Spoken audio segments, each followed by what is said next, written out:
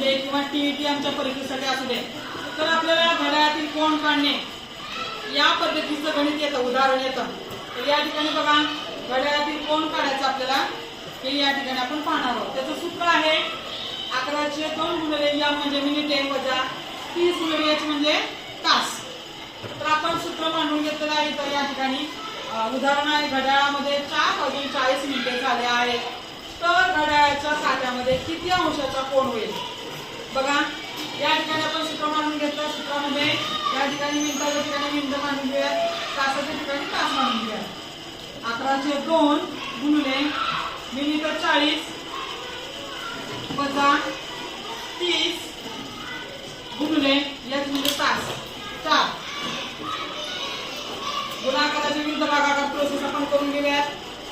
बे बे बे 2 4 बे 0 0.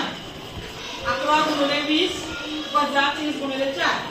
11 गुणिले 20 बघा, हा शून्य बाजूला काढला, 11 गुणिले 22 220 वजा हा शून्य बाजूला निघाल्यानंतर 3 चौक 12, हा शून्य बाजूला निघाला 3 चौक 12. 220 मधून 120 गेले, किती उरले? 100. किती उरले? 100. तर 100 अंशाचा कोन होते बघा.